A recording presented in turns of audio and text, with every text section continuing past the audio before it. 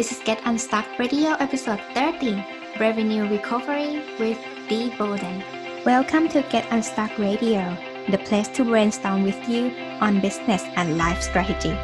To get unstuck with system, automation, and delegation. And also to get clarity for sustainable business and lifestyle. I'm your host, Mutita Panmook.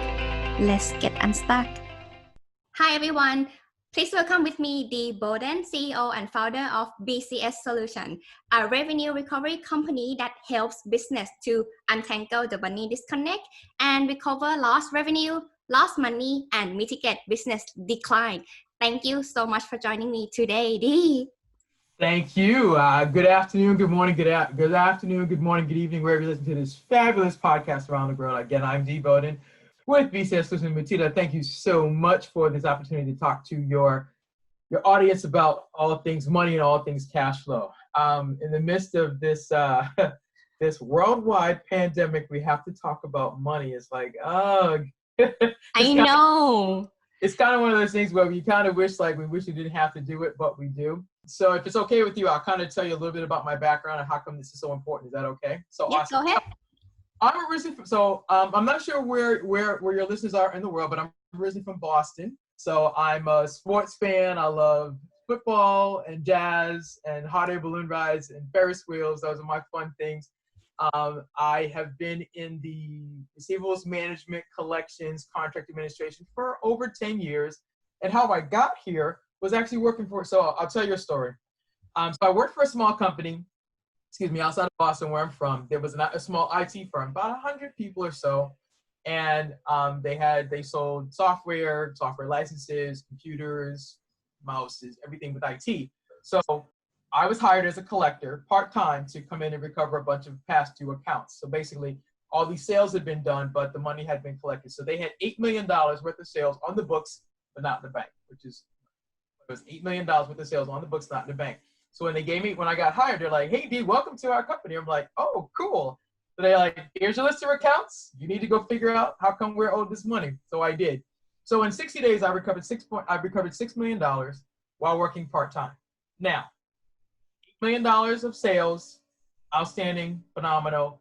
But the sales had been completed, the orders had been issued, the invoices had been sent, but the money had not been collected, and that's where I come in. So I collected $6 million, got it done part-time, which was great. And then the CEO says, "Listen, we need to come downstairs and have a chat." So I kind of joke and say, if anybody has a boyfriend or a girlfriend, a sweetheart or boo or booette, and they say let's have a chat, there's kind of a cue for this is not a good sign today. We need to have a chat. We're like, "No, I don't want to chat." I'm like, "No, we're gonna talk today." So we're going downstairs. We have this conversation, and he says, "Listen, I want to thank you so much for your time. We appreciate everything everybody has done, but we've made an executive decision, and we're closing the company. You've got 30 minutes to vacate the building."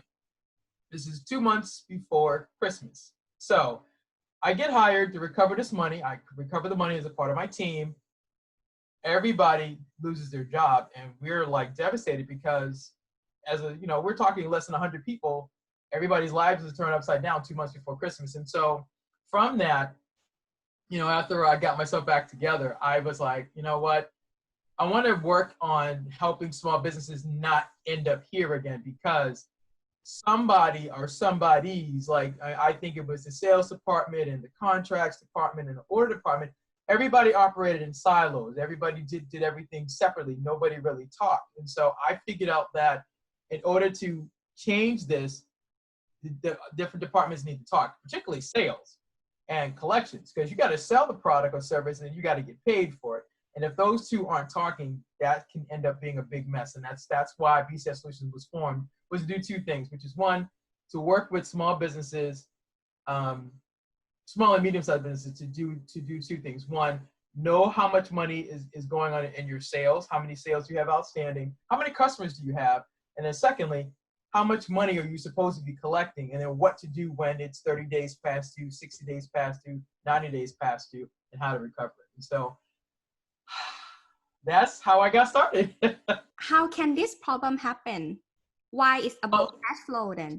So how it happens is this. So for example, if you have, let's say you have a contract with a customer, and you provided, let's say, okay, I'll use it through a story. So you have a customer that you sold. For example, what do you sell?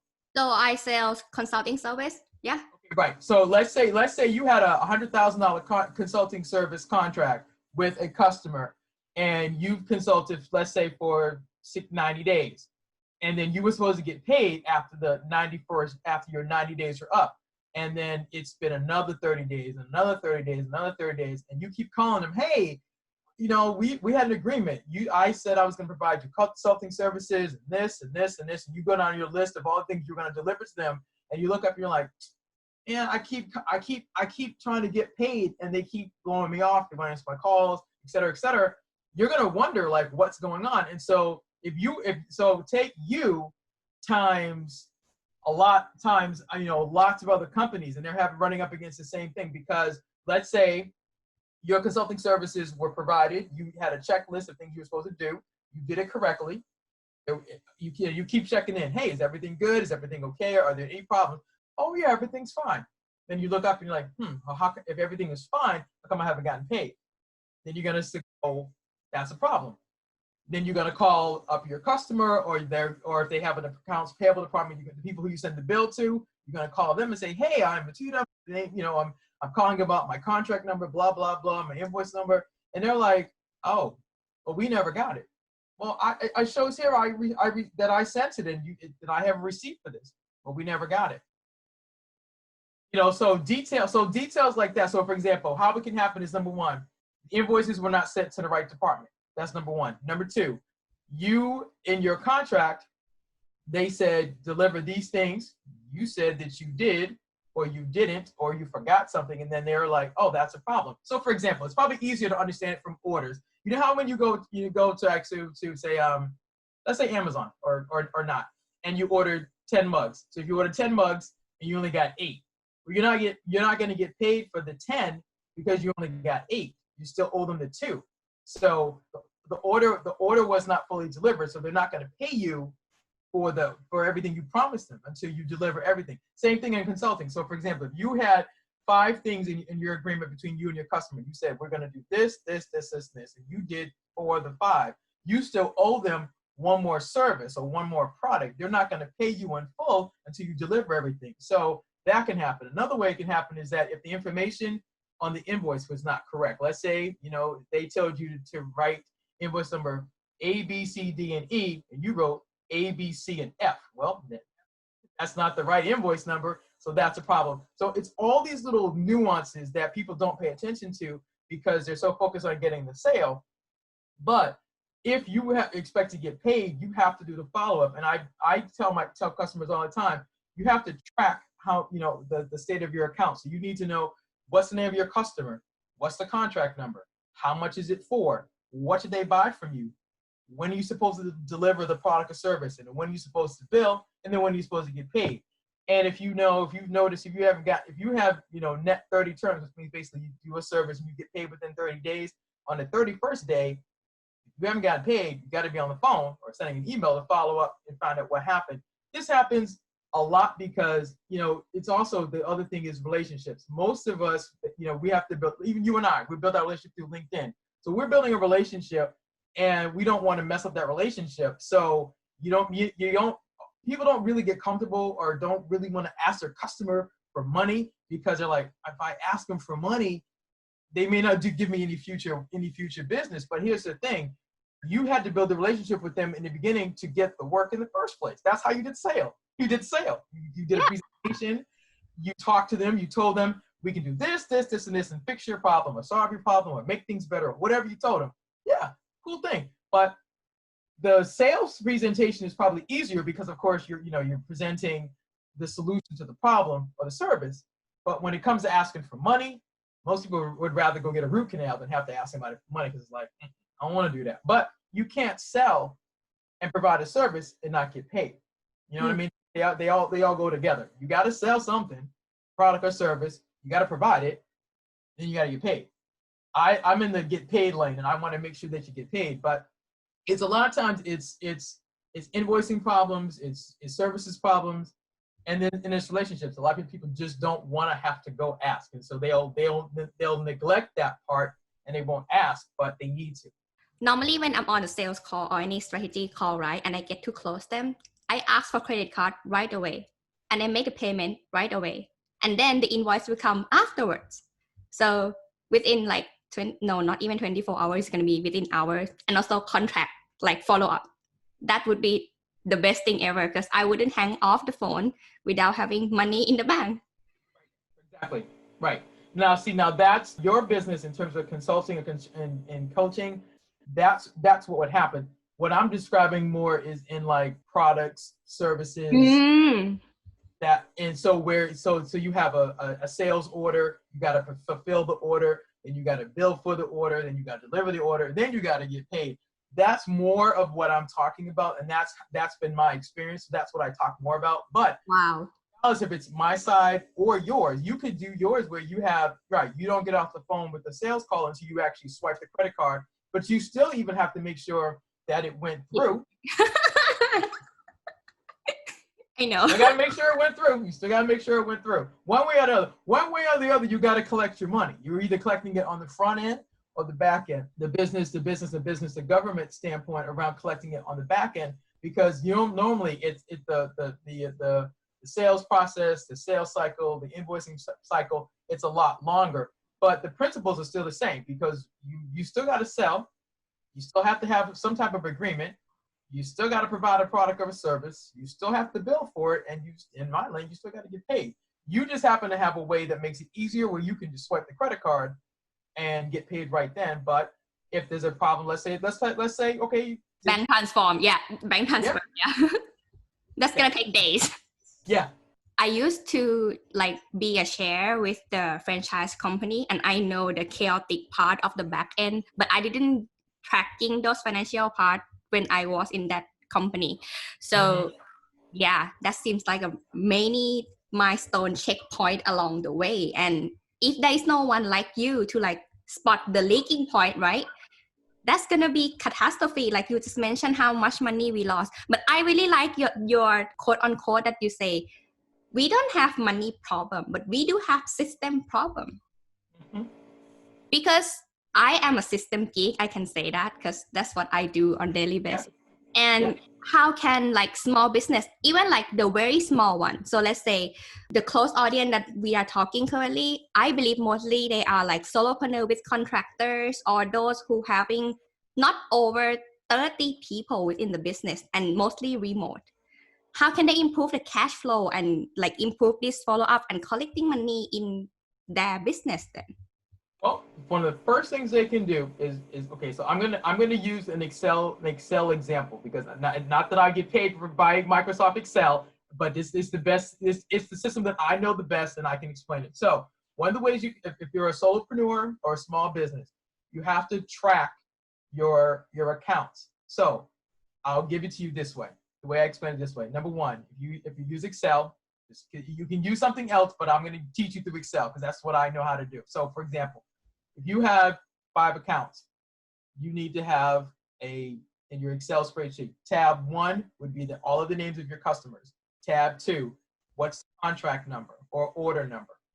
If you have that. Tab 3, how much is the contract for? Let's say if you have 5 customers and each one of them pay you $10,000, that's it. So tab 1 is the name of your customer. Tab 2 is the contract number. Tab 3, how much is the contract for? Tab 4, what did they buy from you? You need to tell them what they, keep track of what they bought from you. Tab 6, when you're supposed to deliver the product or service. Tab 7, when did you submit the invoice?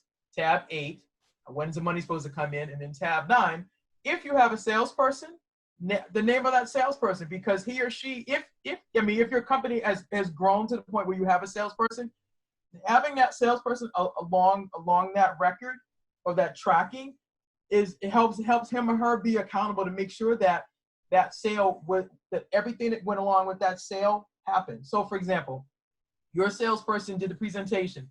They on behalf of your company, they got you the contract. Well, you want them to be a part of this, because yes, they'll get the sale and they may get the commission, but you want to make sure not only do they get their commission, but the product is delivered, the service is delivered, you invoice correctly, and most importantly, you get paid.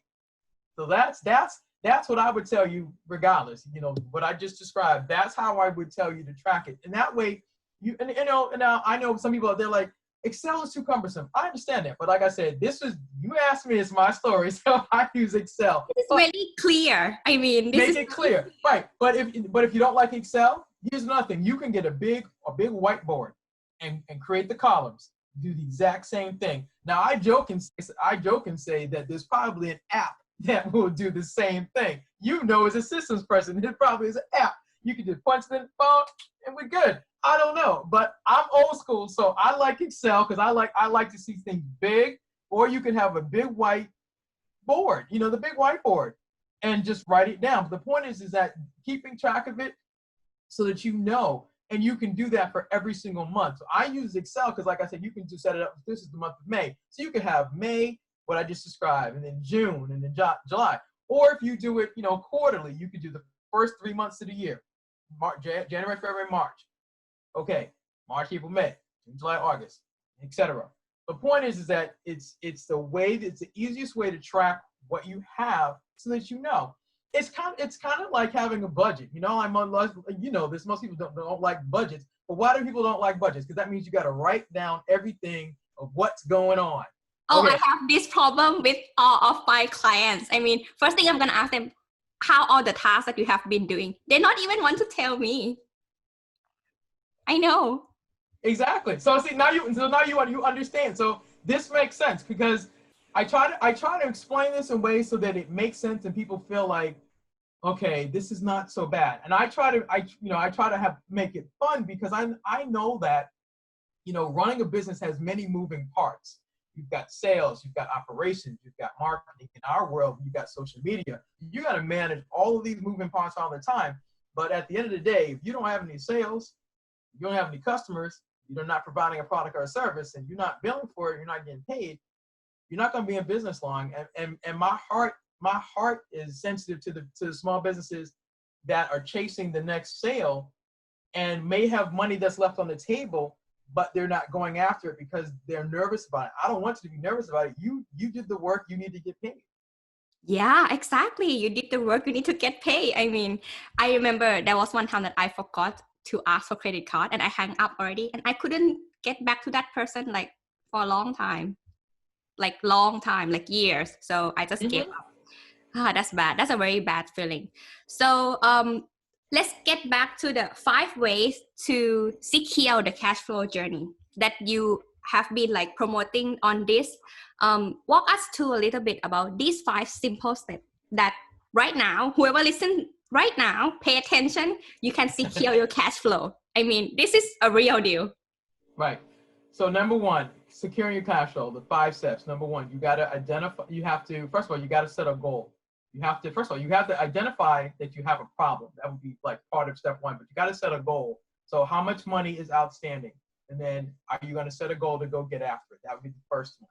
You got to set a goal. Number 2, you need to identify the easy accounts. And when I say by easy accounts, I'm talking more corporately. So I'm talking current, 0 to 30, 31 to 60, 61 to 90 and above. But I'm saying the easy accounts because most people who are in business know you have some customers that are really easy to deal with. You give them a call. Hey, John. Hey, Sue. You forgot to submit. Oh, no problem. We'll submit it to you. Other customers, you're like, you got to take a deep breath because when you get on the phone with them, you're like, oh boy, here we go. We get ready to get into it. But hey, we all have them. None of us have it totally 100% smooth with every customer. And I say that jokingly, but I also want to put the real part of business because sometimes you do have customers that are a little more taxing and you do have to take a deep breath because when you get on the phone with that one, you're like, oh boy. But that's why I tell you to identify the easy accounts first so that because basically when you identify the easy accounts, that gives you momentum. You feel like, okay, if I first got this easy money up front, you're like, okay, it's kind of like, you get that stamina. You're like, okay, cool, I got this. And then you have to go deal with the bigger account. So let's say you have $100 account, you get that money. You're like, yes. Now I got to go get $1,000 account. Okay, cool. Because then it's the same steps, it's the same process, but you feel more energized and you feel more confident you can go and do this and you can get it. And if you have a customer that's a little more challenging, you just have to take some more breaths. You may have to get yourself some more water and get ready, because you know it's gonna be a little bit. But hey, that's part of it. And the thing is, you can't run from the difficult things. You know, collection sometimes can be really taxing, and most people are like, I don't want to do this, but you can't be in business and you can't run from what's difficult. Mm-hmm. Yeah, because when you get money back into your pocket, yep. Well, that feels good. Yeah. It does. It definitely feel good. So number 1 is set a goal. Number 2 is identify the easy accounts. Number 3, I believe you have to believe you can collect the money. And that's a mindset thing. People are like, are you serious?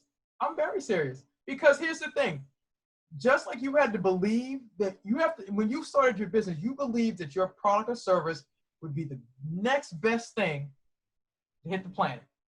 That's why you started your business, because you said, okay, so-and-so does this, but I do this so much better. So I'm going to do this. And so you created your business. Well, you got to believe, just as you believed your business was created to answer a problem or service in the world, you got to believe that you can collect your money. You got to believe that you provided an excellent product or service to your customer, and you have to believe that you can get your money back.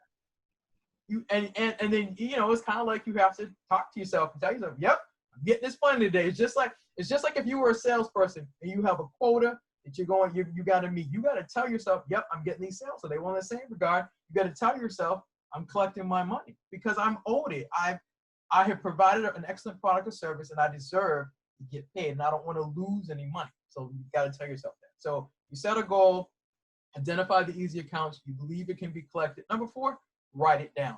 I'm a big proponent for writing things down. You got to be able to see it. You got to see it. Yes. Thank you. You got to be able to see it before you see it. Meaning you got to see it on, like I said, I talked about the whiteboard. You got to see it on the board. I mean, you probably know this from dealing with your customers or your clients. You have them write things down. They keep asking you, Mutita, why do I keep write this down? Because I want you to be able to look at this. I want you to be able to see. You got to see this, because when you see this, then you'll get energized. You go, yep, I can make this happen. Am I right? Yeah, I am so surprised. None of my customer note, and that's like somehow makes me very frustrated, because like I feel like I'm become their secretary somehow, that I have to write everything because I have to brief them back and give them the whole picture. Oh my gosh. Yeah. Why don't people write more? I don't know why. It's a lot easier. Well, you know what? I think let's talk about it, because I think the reason why they don't write it down is because here's the thing: when you have to write it down, it becomes real. It really. When you write it down, think about it. So okay, for example, if you're in debt, this is a perfect example. Yeah.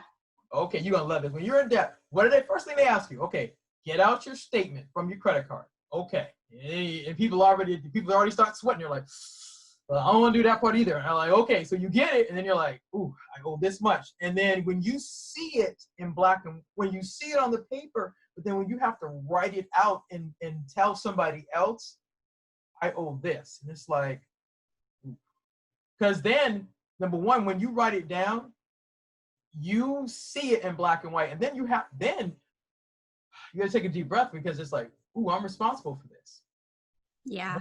I'm responsible for I'm responsible for how come I got in this much debt, and then secondly, I'm responsible for how am I going to get out of it. And a lot of times, deciding to take that responsibility to get out of debt is like, that means I got to get some help. Yeah, you do, because you don't know how to do this by yourself. And here's the thing: there's nothing wrong with getting the help, because if you look at the best and brightest people in the world, most of them have a coach or a consultant or a mentor to teach you what you don't know. Because if you could do this all by yourself, you would have done it all by yourself. You would have done it already. I don't care what it is: losing weight, getting out of debt, drinking more water, eating healthier. Pick your lane. I don't care what it is. If you could do it and manage it really, really well, you would have already done it. But you can't. So the better part is to acknowledge that I got this mess. I need some help, and I need to find out who can help me get better at this, and who will not make me feel ashamed because I'm in this mess. because that's the difference. Because you can have the mess, but if people make you feel bad, well, you should have known. And like, nobody wants to be spoken to. Nobody wants to be spoken to like that. Nobody wants to feel like, they're dumb or they don't understand or whatever it is. I need somebody who's going to help me peel back the layers and go, okay, how did this happen, or what happened? And then I've learned the best way is, okay, just, all right, let me do this. Tell me the story. Let's talk about it. Tell me the story. And then you got your piece of paper. You're writing down notes, and because you want to understand what were the disconnects, what were the signs that kept coming up that you missed because you were so focused on something else. Same thing in business. How do you end up with a lot, like in the case of the story I mentioned, how do you end up with $8 million worth of sales on the books? Because you were so focused on getting the next sale and the next sale and the next sale. And the sales department and the collections department never spoke, because the sales guys and ladies were like, hey, I'm getting the sale, I'm getting my commission, we're good. You didn't collect your money, that's not my problem. And that's it. And because you operate separately and you're not talking, it's like, well, why should I be concerned about you? Well, because we're part of the team, which is why when I said earlier about writing down all of the components, is to show, yes, you got the sale. Yep. And you're responsible for your part of the business of being successful is that, yes, you got the sale, then somebody has to manage the contract, and then somebody has to fulfill the order, and somebody has to bill, and somebody has to collect. It's all part of it. It might, even if the person who's listening to me right now, you might be the only person that's doing all of that. But if you can see your plan, you can go, okay, I know right now. And then you realize, ooh, I do need help. Eventually, you hope to, if you're a solopreneur, the goal is for you to eventually just get help, is to get a salesperson and to get an accountant or a bookkeeper to help you do this. But you still got to be able to see what's going on. So back to, how do you recover your cash flow? Set a goal, number 1. Identify the easy accounts. Number 2, believe it can be collected. Number 3, and then, like, we've spent a lot of time talking about writing it down, because this is so important, because you really do have to be able to see it before you can see it. Because if you won't identify what's going on and what's going right and wrong, you don't know where you got to make corrections and improvements. Business wouldn't work further along because of revenue problem, because of cash flow problem. We know that, like, they couldn't survive further because of that. And this will answer many more further related problems. Like right now, we discover the leaking point in the spreadsheet, but then we found out about the team building problem. We found out about leadership problem, and further, like, one problem leads to the next solution, and that's how it keeps going, right? Yep. Yeah. And what about number 5? Okay. So after number five is affirm it. Affirm it is I believe in celebrations. People are like, are you serious? Like, yep. Absolutely. Why not? Exactly. And here's why. If you think about it, if you've had to set goals and then I figure out that you've got a problem, in your business, and then you got to work through the problem to get to a plan. Then you got to identify, what are you going to work on? Then you've got to believe it can be collected. You got to gear yourself up so you can go after it. Then you've got to write it down, and then you have to affirm it. The affirmation is to celebrate what you were able to accomplish. And I think sometimes, even though it seems kind of corny, but when you celebrate the fact that you were able to recover that money and you were able to meet payroll and plan for future marketing and plan for social media and plan for all those things, that affirmation of you getting that money is yes, I did this. And what it does is, you get, as I said earlier, you celebrate, but you're celebrating because, number 1, you were able to figure out a problem that had been bogging down your business, and you were able to work through all the mazes and you got the money back.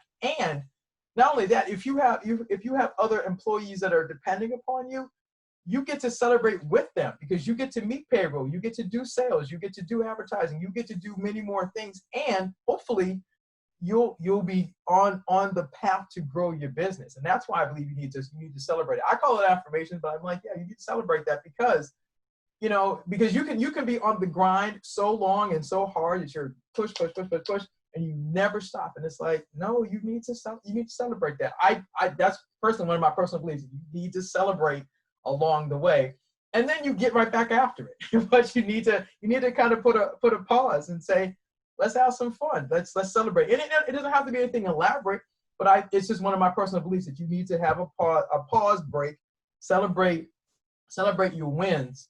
Because like if you think about it, on the sales side, when the sales teams, if you've worked with any sales team, when they meet their quota, they party. I'm like, well, I learned that from them. I'm like, well, if they sell party, we need this party on this side. We need to celebrate getting this money. Yeah, financial people not so much outspoken, right? I mean, Mm-hmm. yeah, but that's very important. I also personally believe in that all the small wins collectively, it leads to the big wins, and that is the goal, right? Ultimately. Okay. And of course, we have to change from surviving to thriving. I think that's very important. But these 5 steps is not end just that. It has to go back in the cycle, I believe. Or these 5 steps, we have to like keep it going, the dynamic, the momentum have to keep going, make it as a habit, because this is a good habit to have. Yeah, exactly. And that's what we're talking about, because we're talking about, how to secure your cash flow. You can't secure your cash flow if, number one, you don't know how many accounts are outstanding and what bucket do they fall in. So for example, how many accounts are in the current bucket, like right now today? How many accounts are in the 0 to 30 bucket, 31 to 60, 61 to 90, 90 and above? You got to know that. If you are a business owner, solopreneur, or not, you do need to know how many accounts do you have. You need to be able to track that, because you need to know how many sales. How much money did you bring in sales? What's the amount of the contract? And then how much money did you bring in sales? What did they buy from you? Okay, let's say right now, all right, right now in the middle of this pandemic, some places aren't able to ship as quickly because things are on back order. Well, if they ordered 10 widgets from you and you can't get them to 10 widgets, well, that's a problem. So you need to know, okay, I may not, that sale that was a potential sale that was supposed to happen, but it's not going to happen because I can't deliver. So if you got the potential order, and then you're supposed to deliver the order, and then you can't deliver the order, so you can't bill and you can't get paid. That's why I talked earlier about tracking of all your information, so you know what's going on. And then, I forgot to add one other column, which is basically notes. You probably would appreciate this, because it's like having notes on your accounts, because if there's a problem with one of your accounts, how will you know if you don't track it? How will you know? Like, for example, okay, like you mentioned earlier, Mutita, you said you do consulting. So you offer a consulting services, and let's say you have 5 customers. I would assume you've got the contract set up, your whatever you're consulting on, your product, your service, what you teach them, and you probably have notes. Okay, in week 1 we covered this, and I taught them this, and this, and you're like, okay, out of the 5 concepts, they got 2. Like, okay, we still have 1 concept to go over because they didn't get it. Well, I gotta, you have to track your progress of what they bought from you, and then what did you teach them, or what are you serving them, so that yep, this is happening and this is happening. And then the thing is, you'll know based on the response of your customer whether what you're teaching or delivering or serving them, they got it or not. There's one way they're gonna tell you. Before that, I have problem because like it's quite bespoke, the system part of the business, creating the operational system.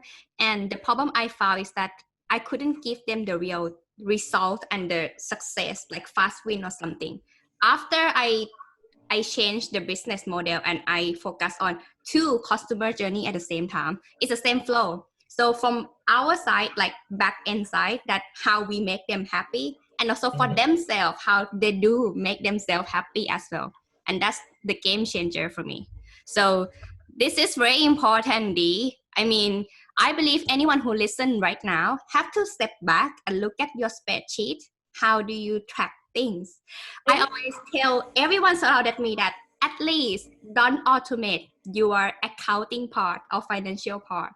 please do it yourself and see the money. I mean, that's very important. Like, I stopped doing this monthly subscription, like make it pay through my credit card every month. I stopped doing that. I prefer to pay it like with myself, insert the account number once a year. One, I got discount because I paid the whole year, right? Okay. Yep.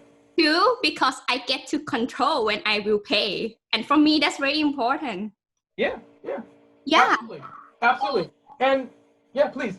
At least this is the only thing that I encourage everyone not to automate. You have to see the number. You have to take notes. I mean, this is your money. Yeah, and it's interesting too because as much as we love automation and don't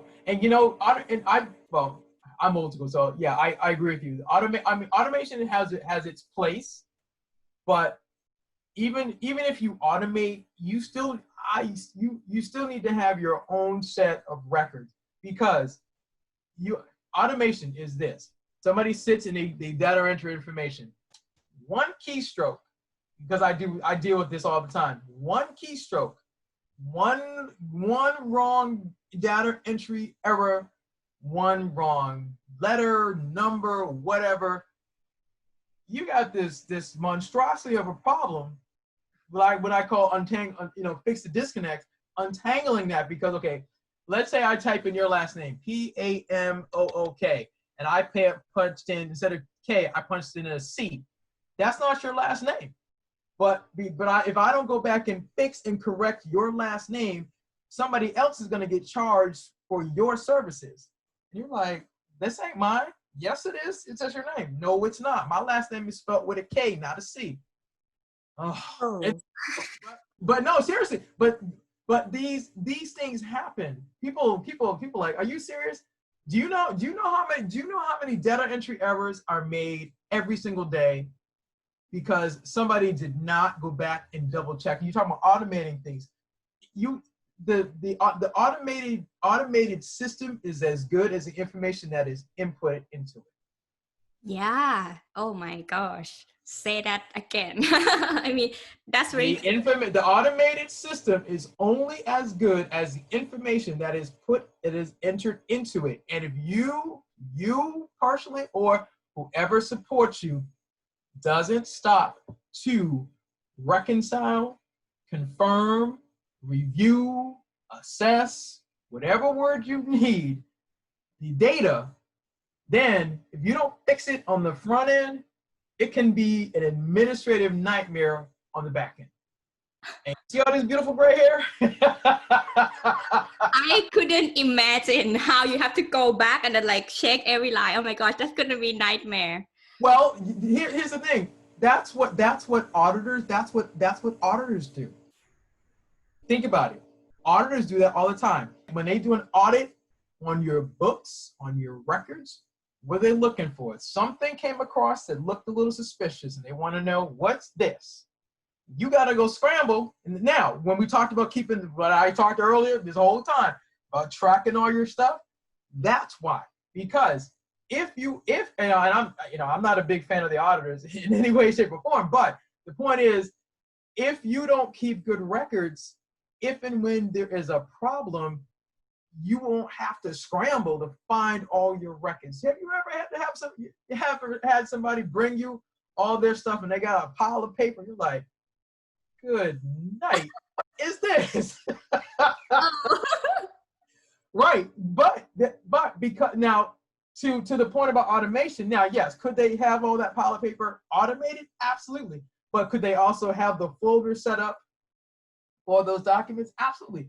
All of this stuff is tied to how you manage your cash flow, because keeping good records, keeping track of your accounts, keeping track of your customers, keeping track of your orders, you got to know the state of the bouncing ball all the time. So if you don't want to automate, you got to set up old school, you got to set up Excel, you got to set up the files, you have to do this, and you have to pay attention to it. And the other piece of good cash flow is good customer service. I believe collections is two things. I believe collections is problem solving, number one, and number two is customer service. I'm sure you know this because you have customers, and obviously, you're building relationships, you're working on solving problems, et cetera, et cetera. But you gotta gotta solve the problem for the customer, but you also gotta maintain good customer service. And that means is if there's an issue or concern or whatever it is, address it and fix it so that you can keep the ball moving. And in collections, my relationships have all the money I've ever collected has been built on building relationships. Number one. Number two, I happen to like solving problems. People are like, I never met anybody who likes doing this, but I said, well, that's what collectors do. That's what we do. We collect money, but we solve the problem, because if we're not solving the money problem, you're not going to be in business long, because you won't have any money to be able to do the things you need to do. And that's why I love what I do, because it's twofold. Oh my gosh. Wow.